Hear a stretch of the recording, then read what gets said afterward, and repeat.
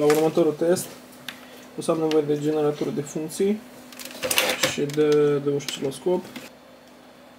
O să conectez sonda de masă a osciloscopului.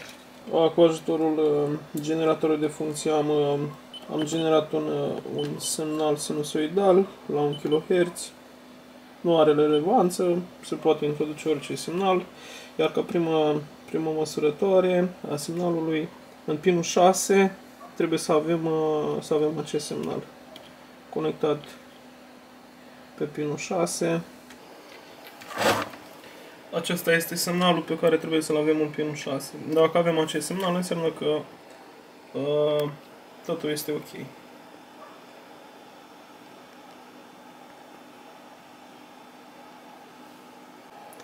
Voi deconecta sursa. Voi aștepta un pic să se descarce condensatorii. Ok, și următoarea măsurătoare pe care voi face, de data aceasta voi conecta sonda osciloscopului între ramura minus și colectorul tranzistorului 2N5401.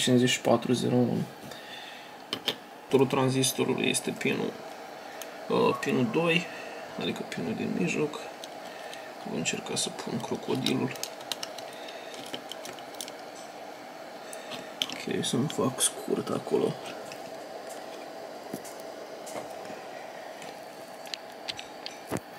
Ok.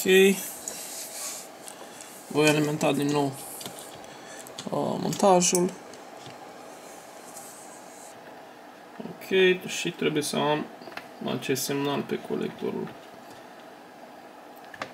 Acest semnal trebuie să-l am și pe colectorul tranzistorului 2N5401. Până aici înseamnă că totul este ok. Acum am conectat ambele sonde ale osciloscopului și groundul, masa osciloscopului am pus-o pe ramura negativă, iar o sondă am pus-o în pinul 10 și cealaltă sondă a osciloscopului în pinul 12. Am obținut acest semnal. Am obținut acest semnal din pinul 10 și pinul 12 al integratului IR2110. Am pus osciloscopul, am pus pe stop. O să suprapun aceste două semnale. Ok. Iar o să măresc rezoluția. La suprapunerea acestor două semnale trebuie să am acest timp mort. Se poate vedea, este timpul mort datorită tranziției dintre porți. Am nevoie de acest timp. Dacă nu am acest timp, semnalul va deschide ambii tranzistori MOSFET deodată și îi va pune la scurt. Am atașat și bobina,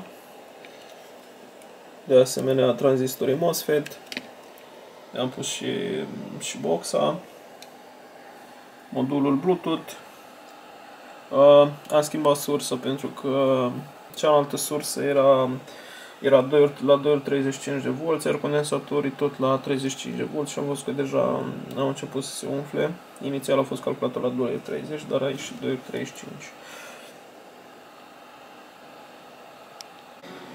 Oscilatorul funcționează la 160 de kHz aproximativ.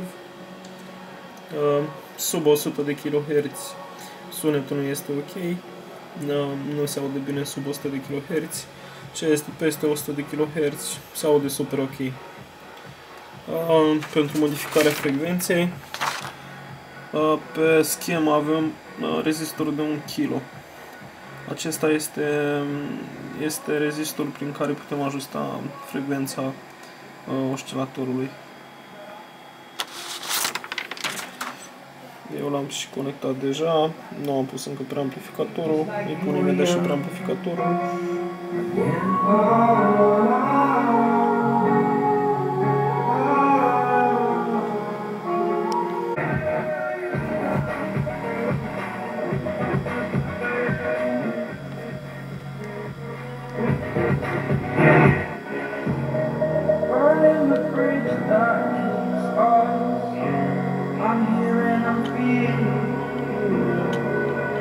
Exaggerated, that's what you must.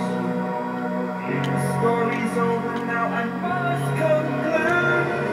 I am conflicted, watching where I stand still, hanging in the balance, not the life I want to live.